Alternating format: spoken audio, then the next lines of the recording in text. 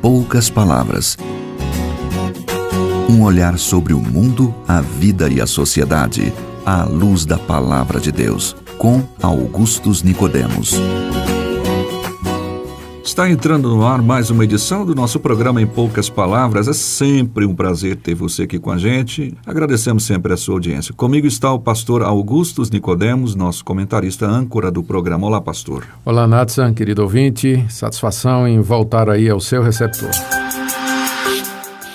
666, esse é um número que sempre chama a atenção de quase todas as pessoas, né? Ele é um número que está na Bíblia, especificamente no livro de Apocalipse.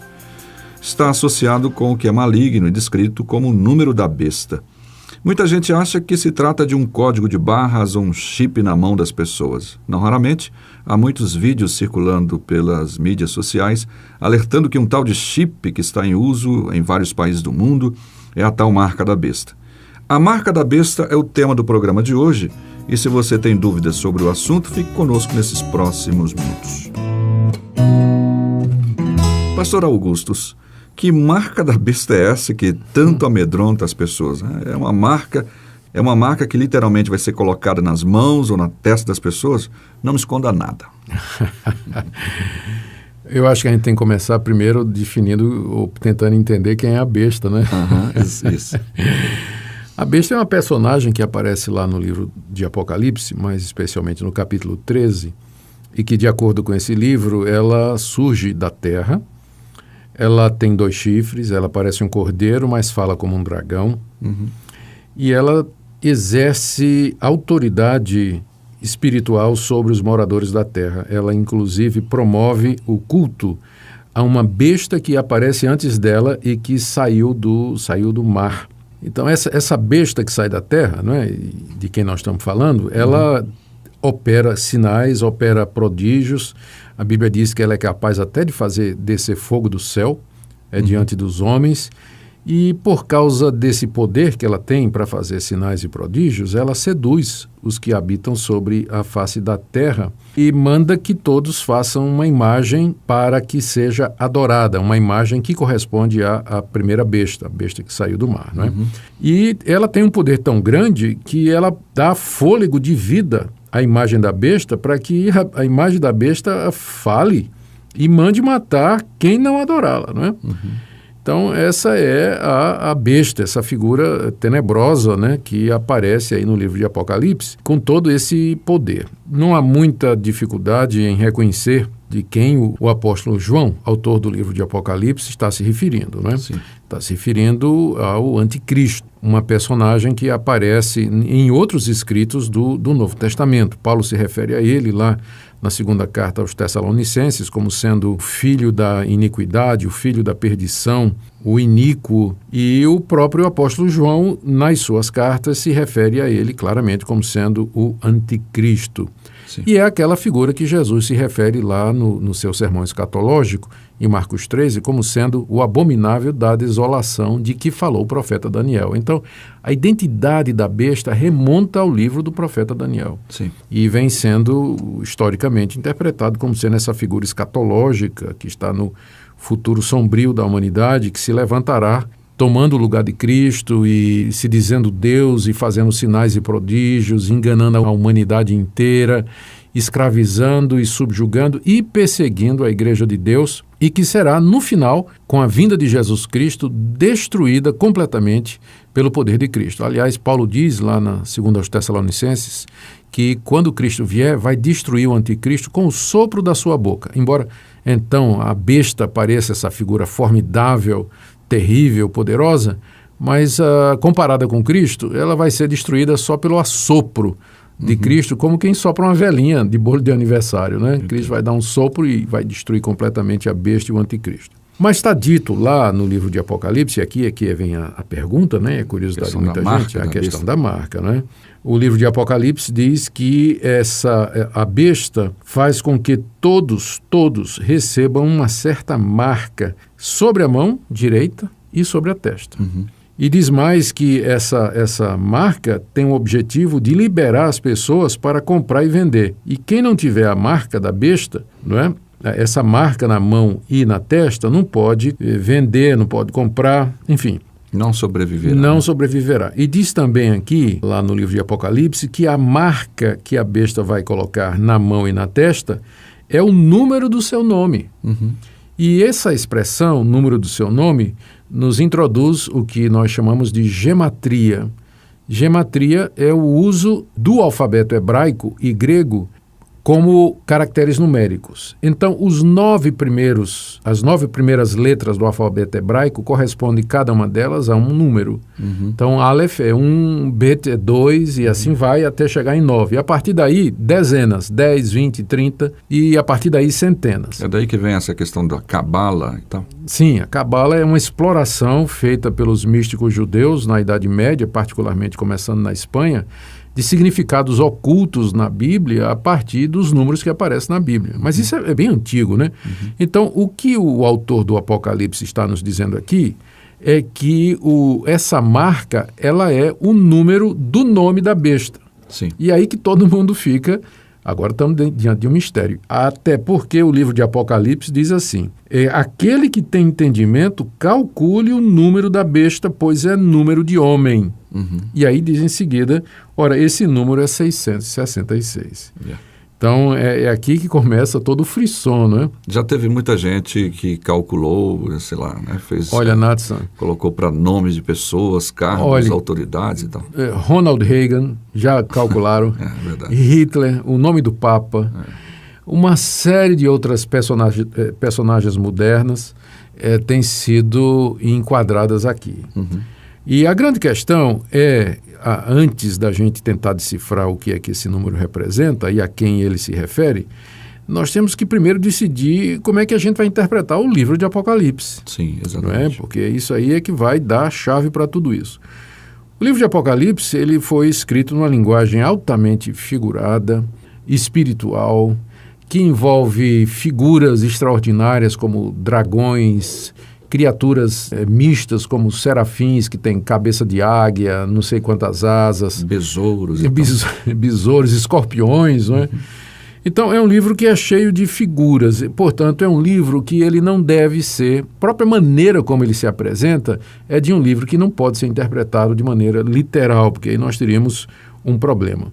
E esse livro, ele usa também muitos números. O Espírito de Deus, por exemplo, é representado como sendo os 7 Espíritos de Deus. Não é que Deus tem 7 Espíritos, mas é que o número 7 no livro de Apocalipse indica a perfeição. Sim. O número 3 é usado com muita frequência para se referir a Deus e, obviamente, por conta da Trindade. 4 se refere ao mundo, porque indica os 4 pontos cardeais. Então, toda vez que aparece um número no livro de Apocalipse, nós entendemos que ele tem um significado simbólico, ele não pode ser tomado literalmente. Daí eu acho, por exemplo, muito difícil que o livro de Apocalipse esteja dizendo que um dia nós teremos o número 666 gravado, tatuado ou impresso na testa ou nas costas da mão, né? Como algumas pessoas já sugeriram. A verdade é que tem muita coisa no livro de Apocalipse que nós não sabemos, nós não temos conhecimento. Os primeiros leitores, talvez, tivessem conhecimento. Outra coisa que é importante a gente lembrar, Natsan, é que o livro de Apocalipse ele foi escrito para uma geração de cristãos vivendo no final do 1º século. Sim. Então tinha que ter uma mensagem para eles. O livro teria que falar de coisas que eram pertinentes àquela época. Então, se a gente vai procurar a besta, nós temos que começar procurando no ambiente do século I. Os leitores originais. Os leitores, a quem João estaria se referindo e que os seus leitores com certeza identificariam. Vamos lembrar o contexto. João estava banido na ilha de Patmos. Ele estava lá por conta da pregação do Evangelho. As igrejas cristãs, meados do 2º século, final do 1º século e final do 1º século, elas já estavam debaixo de intensa perseguição dos Césares romanos. Se a nossa estimativa estiver correta, o livro de Apocalipse deve ter sido escrito quando Nero era o imperador. E curiosamente, se você pegar Nero César, colocar em hebraico e fizer a soma, dá 666. Então, boa parte dos comentaristas do Novo Testamento e do livro de Apocalipse, embora reconhecendo que isso é apenas uma possibilidade, Sim. eles apontam Nero César como sendo o melhor candidato para ser a figura da besta a que João se refere. E não é sem razão. Nero foi um imperador cruel, ele perseguiu por demais os cidadãos, ele exerceu controle comercial e financeiro sobre os países debaixo da sua autoridade. Ele foi quem iniciou a perseguição contra os cristãos, matou muitos cristãos na arena do Coliseu, queimou muitos cristãos, jogou muitos cristãos às feras. Foi ele quem mandou decapitar o apóstolo Paulo. Então, se o livro de Apocalipse tem uma mensagem para os primeiros leitores, o candidato mais provável a ser a besta é o próprio Nero. Inclusive, havia uma lenda naquela época que é chamada a lenda do Nero redivivo. O livro de Apocalipse aqui, no capítulo 13, diz que a besta ela foi ferida de morte, mas ela ressuscitou, ela reviveu. Então, de fato, houve uma tentativa de assassinato de Nero, da qual ele se recobrou miraculosamente, né, por assim dizer. E havia essa lenda, então, de que no futuro Nero voltaria como imperador do mundo para destruir, para assombrar, enfim, todas as pessoas. Então, pode ser, né, que João esteja se referindo aqui exatamente a Nero César. E a marca que se coloca na testa e na mão, eu não entendo que é uma marca necessariamente literal 666, mas algum tipo de identificação. Na época de que João escreveu essa carta, era costume se marcar escravos, né, com tatuagens, com ferro quente, às vezes na testa, às vezes nas costas das mãos. Também adoradores de deuses estranhos, eles costumavam se tatuar com o nome dos seus deuses, exatamente na testa, nas costas das mãos, para dizer que eles pertenciam àquele deus ou que adoravam aquele deus. Então, a interpretação mais provável, eu diria a você, Natsa, é a seguinte: a marca da besta, o número 666, tem primariamente a ver com as perseguições que os cristãos sofreram no primeiro século. Não quer dizer que no futuro não vai se levantar um anticristo. Né? Nero César é apenas um tipo, não é? Uma sombra. Uma sombra do anticristo que haverá de se levantar ainda para dominar sobre o mundo. A marca da besta, se a gente for interpretar com relação ao futuro, ela pode ser simplesmente algum tipo de identificação ou uma lealdade ou um selo, alguma coisa que vai identificar aqueles que vão seguir o anticristo, né? Um tipo de compromisso com essa uma pessoa. coisa, alguns intérpretes, inclusive, falam de um contrato, de um selo. Ninguém sabe, de fato, ao certo. O que é interessante notar é que esse capítulo 13, que fala da identificação na testa e na mão dos seguidores da besta, parece uma paródia dos capítulos anteriores de Apocalipse, onde está dizendo que os servos de Deus trazem na testa a marca de Cristo, ou trazem a marca de Cristo neles. Ora, a marca de Cristo, o que é que Cristo nos dá? O que é o selo de Cristo no cristão de acordo com o Novo Testamento? É o Espírito Santo. Está lá em Efésios capítulo 1, verso 14, que ele é o selo, ele é aquele que nos sela, é a marca do cristão, é o Espírito Santo nele. Parodiando, não é? O anticristo também vai colocar uma marca identificadora naqueles que são seguidores. Lembrando que Satanás, ele é o macaco de Deus, né? Ele procura imitar Deus em tudo que Deus faz. Essa é a explicação que eu daria para você e para os nossos queridos ouvintes. Nós vamos ficando por aqui hoje no nosso programa Em Poucas Palavras, agradecendo a sua audiência. Muito obrigado, pastor. Muito obrigado a você, querido ouvinte. Até o próximo programa. Luz do mundo, Jesus, Salvador. Luz do mundo, Jesus, o Senhor. Luz do mundo, Jesus, Salvador.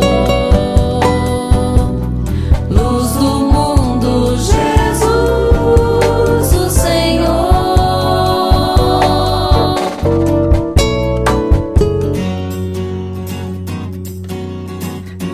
Em poucas palavras,